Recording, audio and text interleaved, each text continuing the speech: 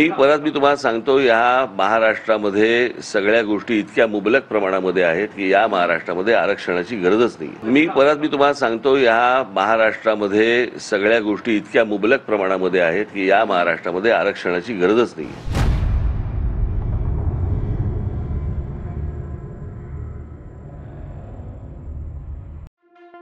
महाराष्ट्रात गाजत असलेल्या आरक्षणाच्या मुद्द्यावर राज ठाकरेंनी मोठं विधान केलंय।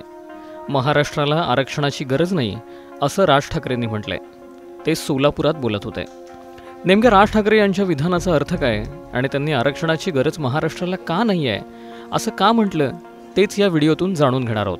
त्यामुळे हा व्हिडिओ शेवटपर्यंत पहा आणि टाइम्स नाऊ मराठीला फॉलो करायला विसरू नका। सोलापुरात राज ठाकरेंनी सोमवारी सकाळी पत्रकार परिषद घेतली। या पत्रकार परिषदेतून राज ठाकरेंनी आरक्षणावर सविस्तर भूमिका मांडली। विशेष म्हणजे यावेळी आरक्षणाची महाराष्ट्राला गरज नाही आहे असं मोठं विधान त्यांनी केलं। आरक्षणावरती बोलताना त्यांनी पुन्हा एकदा परप्रांतीयांचे लोंढे महाराष्ट्रात येत राहणं, त्यातून भूमिपुत्रांना डावललं जाणं यावर तर टीका केलीच, पण यावेळी मनोज जरांगेंच्या आंदोलनावर मात्र राज ठाकरेंनी बोलणं टाळलं। मी तुम्हाला सांगतो, या महाराष्ट्रामध्ये सगळ्या गोष्टी इतक्या मुबलक प्रमाणामध्ये आहेत की या महाराष्ट्रामध्ये आरक्षणाची गरजच नाही। मी तुम्हाला सांगतो, या महाराष्ट्रामध्ये सगळ्या गोष्टी इतक्या मुबलक प्रमाणामध्ये आहेत की या महाराष्ट्रामध्ये आरक्षणाची गरजच नाही। महाराष्ट्राला आरक्षणाची गरज नाही आहे या राज ठाकरेंच्या विधानाशी तुम्ही सहमत आहात का? हे कमेंट करून नक्की सांगा आणि टाइम्स नाऊ मराठीला फॉलो करायला विसरू नका।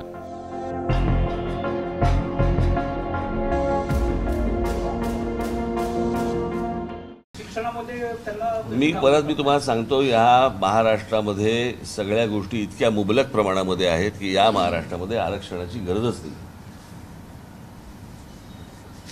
कळलं का? म्हणजे जर व्यवस्थित पैशाचं नियोजन केलं, आज तुम्ही मला सांगा, या सगळ्या आपल्या मुंबई असेल, ठाणा असेल, पुणे असेल, या सगळ्या भागामध्ये, नागपूर असेल, या भागामध्ये ज्या प्रकारचे फ्लायओव्हर्स, ब्रिजेस आणि इतर सगळ्या गोष्टी ज्या होत आहेत, बरोबर, त्या का होतात?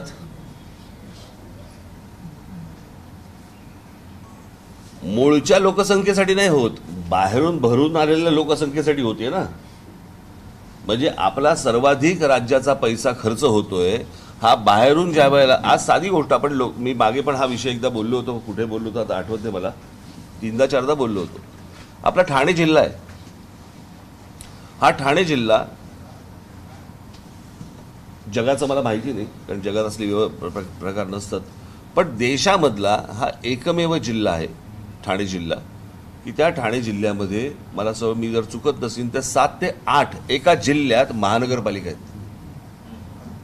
बरोबर।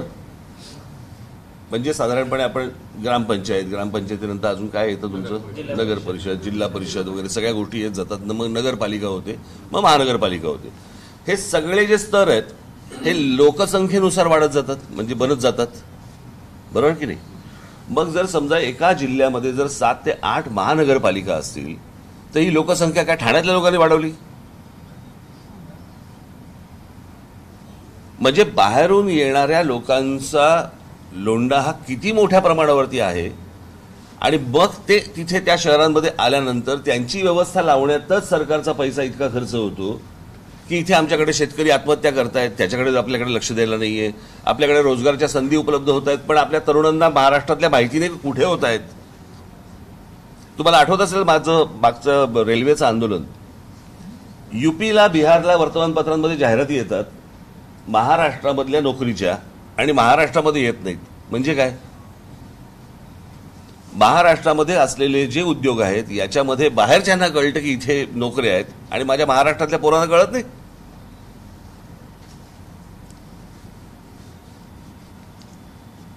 त्यांना नोकऱ्या करायच्या आहेत, त्यांना त्यांचं आयुष्य उभं करायचंय, आणि अशा सगळ्या परिस्थितीमध्ये मला असं वाटतं हे सगळं आपलं राज्य चालवलं जातंय।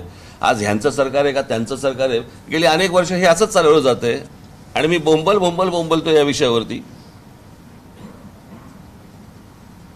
आता तर त्याची ती यादी पण येत नाही तुमची, काय ती बेरोजगारांची जी येते ती यादी यायची बंद झाली, सगळ्याच गोष्टी बंद झाल्या।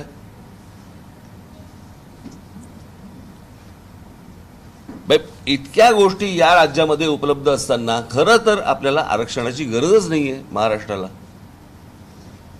महाराष्ट्रातल्या भूमिपुत्रांना नोकऱ्या मिळाल्या पाहिजेत, चांगलं शिक्षण मिळालं पाहिजे. मला असं वाटतं की ह्याच्यामध्ये जात येते कुठे?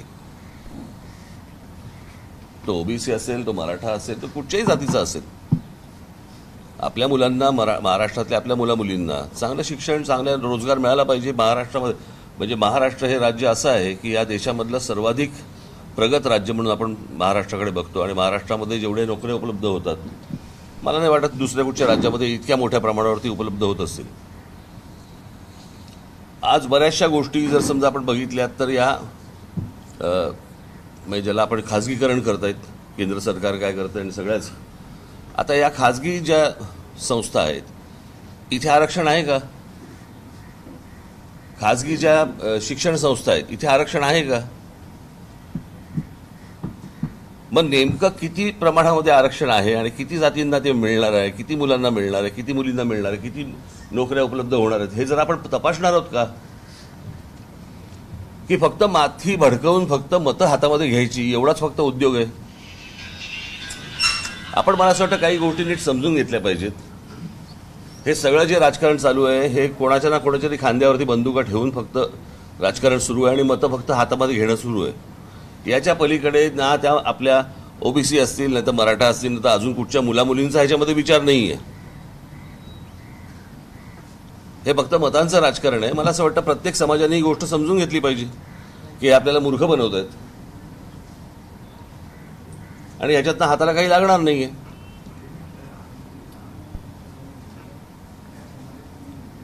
मी तुम्हाला सांगतो, आज बाहेरच्या राज्यांमधनं मुलं येतात आणि आपल्या राज्यांमधल्या नोकऱ्या बळकावतात, आपल्या राज्यामध्ये असलेल्या शिक्षण संस्थांमध्ये शिक्षण घेतात, पण आपल्या मुलांना मुलींना मिळत नाही. मला असं वाटतं आपण विचार केला पाहिजे ना या गोष्टींचा.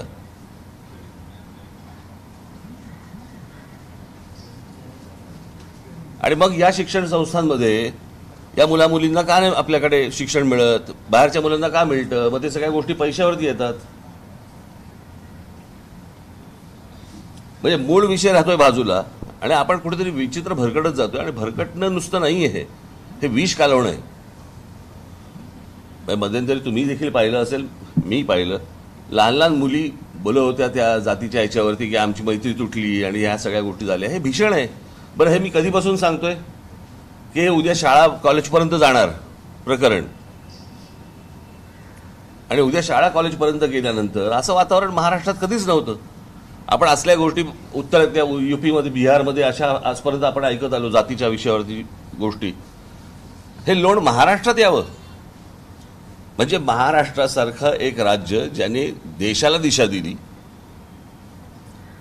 ते राज्य आज जातीपातीमध्ये खितपत पडलेलं आहे. याच्यासारखं दुर्भाग्य नाही. अशा प्रकारचं राजकारण करणाऱ्या मला असं वाटतं की जी लोक असतील, प्रत्येक समाजाने यांना निवडणुकीला दूर ठेवलं पाहिजे. कळलं?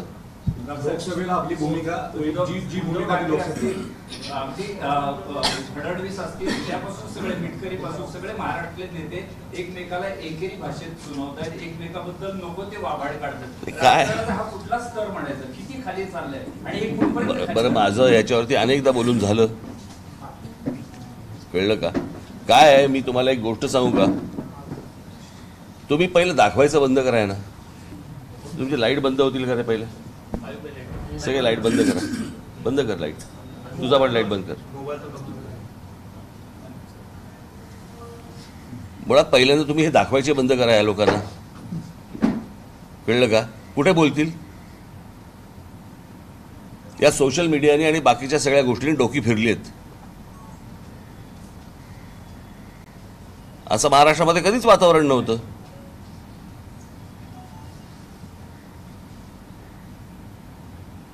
त्याच्यामुळे मला असं वाटतं की पहिली जबाबदारी तुमची येते. सकाळी घराच्या बाहेर जाऊन जे उभे राहतात ना, ते राहायचे बंद करा. आपोआप बोलायचे बंद होतील. तुम्ही गाळणं लावा ना पहिलं त्याला. एवढे सुज्ञान आहेत आपले पुढे. सुज्ञान आहेत म्हणजे कुठे बोलतील? खासगी आपण सोशल मीडिया झालंय, स्वतःच व्हिडिओ काढून टाकतो. सोशल मीडिया बघा, प्रश्न असा आहे, सोशल मीडियावरती काय यायचं ते येऊ देत. ते काय सगळेच बघता असं नाहीये. पण चॅनल तर लोक बघतात की नाही, बरोबर की नाही? सोशल मीडियावर तर तुमच्या मोबाईलवरती येईल, पण चॅनलमध्ये अख्खं कुटुंब घरामध्ये बघतं ना हो.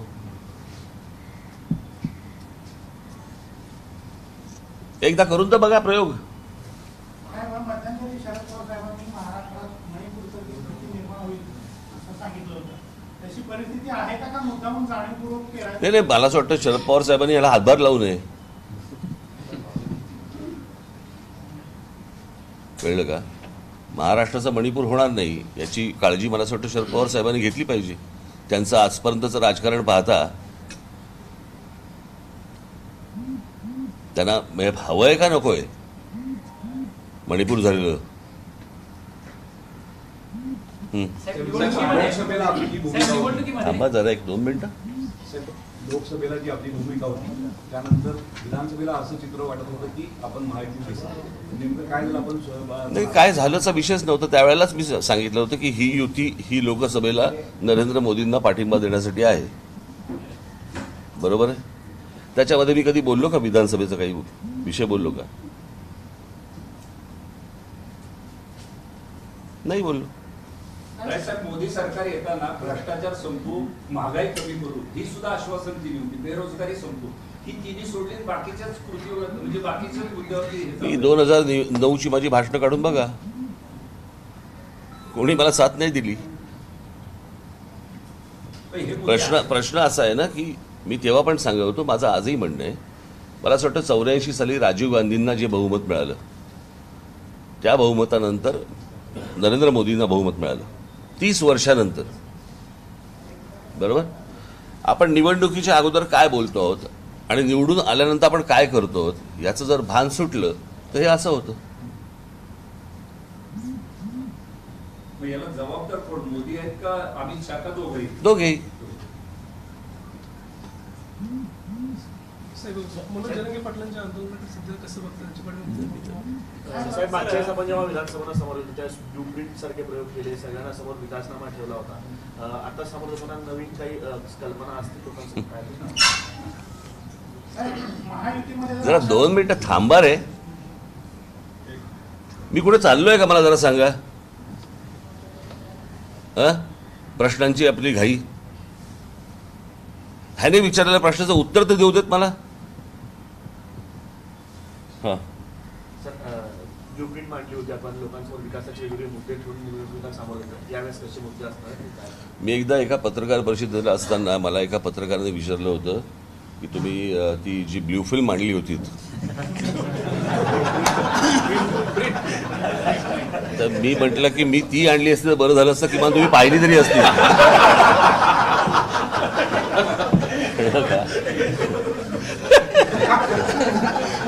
ती ब्ल्यूप्रिंट आणेपर्यंत मला सगळेजण खोचकपणे विचारायचे काय ते ब्ल्यूप्रिंटचं काय झालं, ते ब्ल्यूप्रिंट कुठे गेली. ते ब्ल्यूप्रिंट अजून आलेली नाही. ज्या दिवशी आणली त्याच्यानंतर आजपर्यंत मला कोणीही पत्रकारांनी प्रश्न विचारला नाही या ब्ल्यूप्रिंटचं काय झालं किंवा कोणी वाचली काही नाही. मी म्हटलं ते दुसरं आणलं असं बरं झालं असतं, घराघरा पाहिली तरी असती, आतापर्यंत पाठ पण झाली असते तुमची.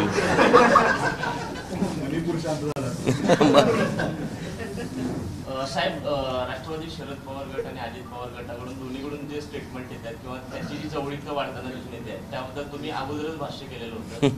विधानसभेच्या अगोदर किंवा विधानसभेच्या रिझल्ट नंतर ते दोन्ही गट एकत्र येतील असं वाटतं? ते आले की त्यांना विचारा, त्यांची काही गॅरंटी आहे का? काही कोण खरं बोलतंय कोण खोटं बोलतंय काही काय कळलंय का आपल्याला?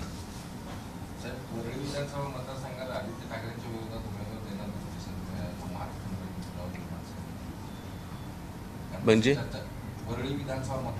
नाही ते कोण कुठे कुठच्या मतदारसंघात उभा याच्याशी मला काही देणं घेणं नाही आहे. आम्ही ज्या ठिकाणी उमेदवारी लढवायची आहे 2009ला आम्ही तिकडे जेव्हा निवडणूक लढवली होती त्यावेळेला आम्हाला जवळपास तिकडे 36 का 38 हजार मतं आहेत. कळलं. आणि याला लढवणार निवडणूक. संदीप देशपांडे यांना उमेदवारी त्यांच्या नावाची चर्चा सुरू आहे. हो, यादी येईल तेव्हा बघा. सुप्रीम कोर्टाने अलीकडे निकाल दिलाय SC आणि STच्या उपवर्गीकरणाबद्दल. त्याच्याबद्दल आपलं भाष्य काय करणार आणि मला जातीतलं काही कळत नाही हो. मला ह्या सगळ्या गोष्टींमधलं खरंच कळत नाही. माझ्याकडे ह्याच्याबद्दल उत्तरच नाही आहे. आपण सरळ प्रश्नांची वेडीवाकडी उत्तरं शोधतोय.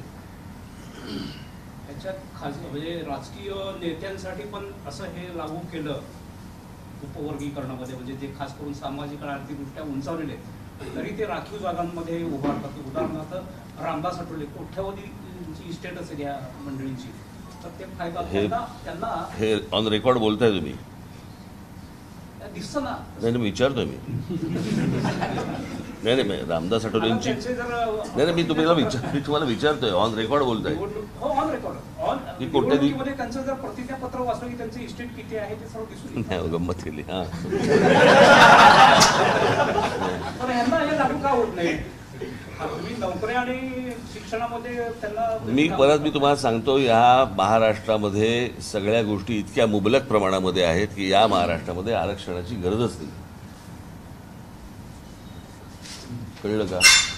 म्हणजे जर व्यवस्थित पैशाचं नियोजन केलं, आज तुम्ही मला सांगा, या सगळ्या आपल्या मुंबई असेल, ठाणा असेल, पुणे असेल, या सगळ्या भागामध्ये, नागपूर असेल, या भागामध्ये ज्या प्रकारचे फ्लायओव्हर्स, ब्रिजेस आणि इतर सगळ्या गोष्टी ज्या होत आहेत, बरोबर, त्या का होतात?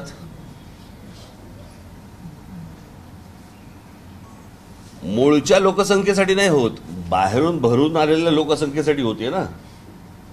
म्हणजे आपला सर्वाधिक राज्याचा पैसा खर्च होतोय हा बाहेरून ज्या वेळेला. आज साधी गोष्ट आपण मी मागे पण हा विषय एकदा बोललो होतो, कुठे बोललो होतो आता आठवत नाही मला, 3दा-4दा बोललो होतो. आपला ठाणे जिल्हा आहे. हा ठाणे जिल्हा जगाचं मला माहिती नाही, कारण जगात असले प्रकार नसतात, पण देशामधला हा एकमेव जिल्हा आहे ठाणे जिल्हा, की त्या ठाणे जिल्ह्यामध्ये मला मी जर चुकत नसेल तर 7 ते 8 एका जिल्ह्यात महानगरपालिका आहेत. बरोबर? म्हणजे साधारणपणे आपण ग्रामपंचायतीनंतर अजून काय येतं तुमचं? नगर परिषद, जिल्हा परिषद वगैरे सगळ्या गोष्टी येत जातात. मग नगरपालिका होते, मग महानगरपालिका होते. हे सगळे जे स्तर आहेत हे लोकसंख्येनुसार वाढत जातात, म्हणजे बनत जातात. बरोबर की नाही? मग जर समजा एका जिल्ह्यामध्ये जर 7 ते 8 महानगरपालिका असतील तर ही लोकसंख्या काय ठाण्यातल्या लोकांनी वाढवली? म्हणजे बाहेरून येणाऱ्या लोकांचा लोंढा हा किती मोठ्या प्रमाणावरती आहे.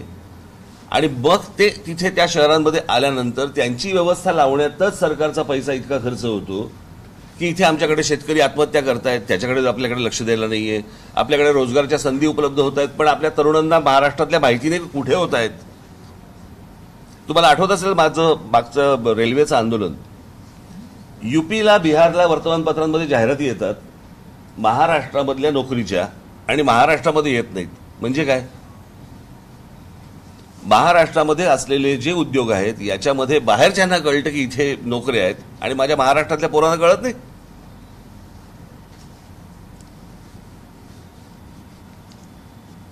त्यांना नोकऱ्या करायच्या आहेत, त्यांना त्यांचं आयुष्य उभं करायचंय. आणि अशा सगळ्या परिस्थितीमध्ये मला असं वाटतं हे सगळं आपलं राज्य चालवलं जातंय. आज ह्यांचं सरकार आहे का त्यांचं सरकार आहे, गेली अनेक वर्ष हे असंच चालवलं जातंय. आणि मी बोंबलतो या विषयावरती. आता तर त्याची ती यादी पण येत नाही तुमची, काय ती बेरोजगारांची जी येते ती यादी यायची बंद झाली. सगळ्याच गोष्टी बंद झाल्या.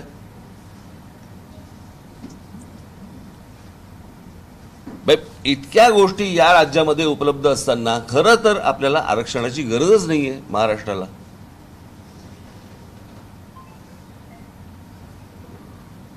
मी नेहमी सांगत आलो, आपल्या महाराष्ट्रातल्या मुला मुलींना पहिल्यांदा प्राधान्य द्या, 100%. उरल्या तर बाहेरच्यांना बोलवा. मी काय देश तोडायचा विचार नाही करत आहे, पण पहिल्यांदा सगळेच जण. आता साधी गोष्ट आपण लक्षात घेऊया ना, की नरेंद्र मोदी आत्ता काय त्या तुमच्या स्पोर्ट्सच्या संदर्भामध्ये काहीतरी बजेट आलं, बरोबर? प्रत्येकाला 1 कोटी, ह्या राज्याला इतके कोटी, या राज्याला इतके कोटी. सर्वाधिक पैसे हे गुजरातला आहेत आणि उत्तर प्रदेशला आहेत.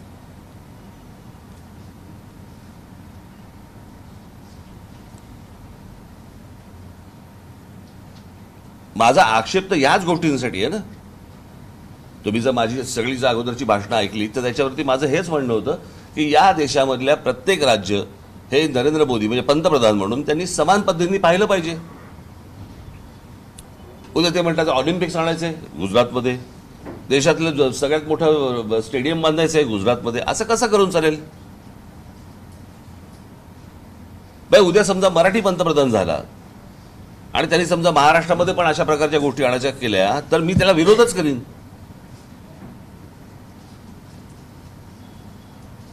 कारण तुमच्यासाठी प्रत्येक राज्य हे समान राज्य असलं पाहिजे आणि ती गोष्ट होताना दिसत नाही आपल्याकडे. आणि त्याच्यावरती आक्षेप घ्यायचा नाही, त्याच्यावरती बोलायचं नाही. तुम्हाला काहीतरी बोलायचं होतं, ते गेले का ते? हां बोला. मी जर तर वरती बोलत नाही मी. बऱ्याच वेळा नरेंद्र मोदींचं कौतुकही करताय टीकाही करताय, त्याच्यातून नक्की संदेश काय आहे? ज्या चांगल्याला चांगलं म्हणावं, वाईटाला वाईट म्हणावं. कळलं का? त्याचा युती आणि आघाडीची काही संबंध नसतो. सर आपल्याला पाहायला गर्दी होते, ऐकायला गर्दी होते, त्याचं मतामध्ये परिवर्तन होत नाही. काही ठिकाणी आपल्याला जागा मिळतात, अगदी विधानसभेलाही चांगल्या जागा मिळाल्या त्या मधल्या काळामध्ये, महापालिका मिळाल्या, पण हे टिकत का नाही, राहत का नाही, त्याच्या मागचं काय घडलं? आता तर जन्माला आला पक्ष 18 वर्ष झाली. 18 वर्ष झाली. काँग्रेसचं बघा ना काय झालं होतं. त्याने तर 65 वर्ष राज्य केलं हो या देशावर. ते जर समजा 44ला येतात, तुम्ही माझं काय घेऊन बसलायत? कारण शोधता असेल ना. काय असतात काही, हे बघा लाटा येत असतात, वेव्ज असतात, त्यावेळेला लोक त्या गोष्टींचा विचार करत असतात, परत येतात. परत तुम्हाला या विधानसभेला दिसेल, निश्चित दिसेल. आणि काही दिवसांमध्ये आपल्यावर आता पर्सनली टीका होताना पाहायला मिळते. म्हणजे विरोधी पक्षातले जे नेते आहेत, विशेषतः संजय राऊत असतील, आता अमोल गडकरी पण परवा म्हटले की तुम्ही सुपारीबाज आहात, किंवा आता काय मी म्हटलं की बाबा तडजोडीचं राजकारण आहे राज ठाकरेंचं. काय अजून मी बोलायला सुरुवात नाही केली. आता जेव्हा मी बोलायला सुरुवात करीन ना त्याला बघू कोण कोण किती किती काय काय बोलते ते. मी बघा मी शांत बसलो याचं कारण मी म्हटलं की आत्ता कुठे उत्तर द्यायची आहे ना. कळलं का? योग्य वेळी योग्य गोष्ट करावी. लाडकी बहीण अशा योजनाकडून थेट पैसे द्यायचा आम्ही दाखवलं जातं निवडणूक. ही कितपत झालं? एक व्यंगचित्र फार छान आलं होतं आमच्या, ते प्रशांत कुलकर्णी आहेत ना, त्यांचं एक फार छान व्यंगचित्र आलं होतं. कालच कुठेतरी मी पाहिलं की लाडकी बहीण लाडका भाऊ या सगळ्या गोष्टी करण्यापेक्षा लाडका मतदार असं एकदा करून टाका, म्हणजे सगळ्यांनाच पैसे वाटायला मोकळे.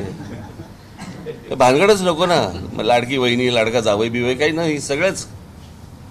सचिन वाजे, परमवीर सिंग असे जे अधिकारी आहेत, त्या ह्या जो सगळा राजकीय गोंधळ सुरू आहे, तर ते अधिकारी राजकारणाचे बळी ठरतायत का राजकारणाचे हस्तक्षेप बनतायत?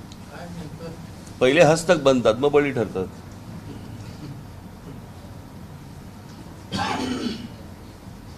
अजून काय सांगू?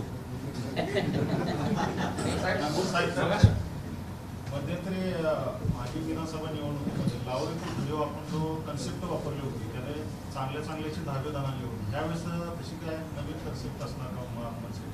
बघू आता जसं सुचेल तसं येईन समोर. अजित पवार जनसंवाद यात्रा काढत आहेत, निवडणुकीच्या दृष्टिकोनातून नाशिकमधून त्याची सुरुवात होती, कशा पद्धतीने बघताय? मी काय बघायचं त्याच्याकडे? माझा आज दौरा सुरू होतो, ते काय बघतात माझ्याकडे? हे प्रश्न आहे घ्यायला काही? कसा बघतो मी? असा बघतो कसा बघतोय त्याच्याकडे?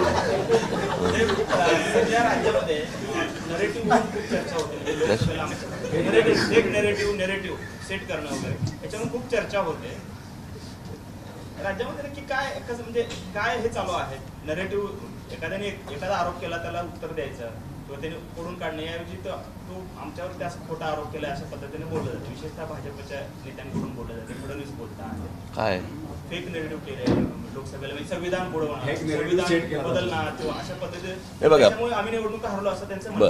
आता पहिल्यांदा हे कोण बोललं? पहिल्यांदा त्यांचा अयोध्येचा उमेदवार बोलला. भारतीय जनता पक्षाचा उमेदवार बोलला ना की 400 पार झाले की आम्ही संविधान बदलणार. म्हणजे त्यांनी विरोधकांना नरेटिव्ह दिला ना. तोपर्यंत कुठे चर्चा पण नव्हती या गोष्टींची. त्याच्यानंतर त्यांचेच काही लोक बोलले परत या विषयामध्ये, तिथून हे सगळं सुरू झालं. भाजपने काही मुद्दे असे मांडले की त्याला बोल. म्हणायचं की चुनावी दरवर्षी नव्यानं राजकारणाची सुरुवात करता. तुमचं राजकारण म्हणजे मॅच फिक्सिंग असतं अशा पद्धतीने टीका करतात. योग्य वेळी निवडणुकापूर्वी मी जेव्हा बोलीन तेव्हा ते काही गोष्टी त्यांच्या कायमस्वरूपी लक्षात राहतात. निवडणुकापूर्वी बऱ्याचशा पद्धतीने सर्व्हे करून घेतलाय. आपल्याकडून काय तसं सर्व्हे मी माझ्या पक्षाची लोकं पाठवली होती, मी कुठची एजन्सी पाठवली नव्हती. आणि महाराष्ट्रातल्या प्रत्येक जिल्ह्यामध्ये जाऊन आमच्या पक्षाचे 5-5, 6-6 लोक जाऊन त्या तालुक्यांचा सगळा अभ्यास करून आले. आणि ते 2दा करून आले. एकदा आमच्या जिल्ह्यातल्या पदाधिकाऱ्यांना न सांगता गेले आणि एकदा सांगून गेले पुढे. आत्ता देऊ काय स्ट्रॅटेजी काय वाटते तुम्हाला? म्हणजे काय असेल तुम्ही स्ट्रॅटेजी सांगू मी काय तुमचं? आपल्या पक्षाने काही आंदोलनं घेतली तसं बऱ्या प्रमाणात ते यशस्वी झालं आपलं आंदोलन, किंवा तो स्पीकर बंद करा धर्मस्थळावरचा, अशी आंदोलन घेतली पण ते अर्धे प्रश्न सुटले. तर आपली सत्ता येताना किंवा आपल्या भाषणामध्ये या मुद्द्यांना प्राधान्य अर्थातच असणार. तर ते 2 वर्ष होऊन गेले स्थानिक स्वराज्य संस्थांच्या निवडणुका नाही. त्या निवडणुका म्हणजे कार्यकर्त्यांना बळ असते, पण ते निवडणुका होत नाहीत आणि आता पुढे कधी होतील ते पण सांगता येत नाही. आता होतील त्या. मला असं वाटतं आता सगळंच जमिनीवरती आलंय. त्याच्यामुळे आता मला असं वाटतं मार्चमध्ये वगैरे लागतील निवडणुका. तुम्ही 2019 नंतर 5 वर्षानंतर सोलापुरात आला, तर एवढे दिवस म्हणजे सोलापूरला का तुम्ही आला नाही? रस्त्याचं काम सुरू होतं ना तिथे.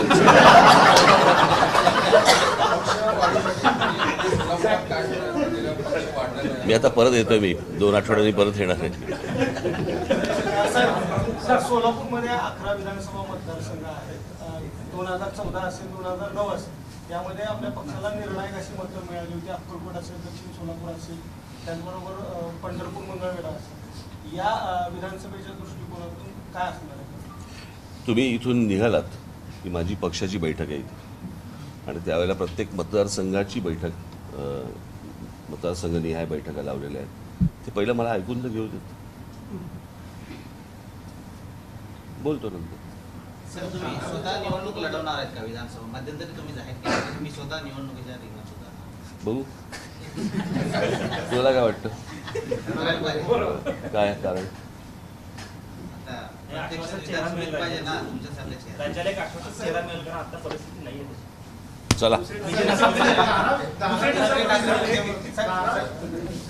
धारावीच्या प्रश्नावर शरद पवारांनी मुख्यमंत्र्यांची भेट. सोलापुरात धारावीवरती प्रश्न विचारले. प्रश्न उपस्थित करण्यामागचा हेतू असा की पवारांची भेट ही आता वेगळ्या अर्थाने होऊ शकते किंवा अनेक कुठल्या अर्थाने, पण मग ठाकरेंचं त्याच्यावरचं पोट असतं की बाबा धारावीचे चढई क्षेत्र वाढवूया. नेमकं याच्यामध्ये राजकारण अपेक्षित आहे का स्थानिकांचा विकास? म्हणजे आता तुम्ही स्थानिक आहात, तिथे मुंबईमध्ये धारावीची परिस्थिती काय आहे तुम्हाला माहिती आहे, गरज कशाची आहे नेमकी तिथे? साधारणपणे धारावी कुठे तुम्हाला माहिती आहे, आणि धारावी जिथे समजा आहे तिथे जर आत्ता जर समजा तुम्ही स्क्वेअर फुटाचा भाव काढलात तर तुम्हाला हे सगळं राजकारण कळेल.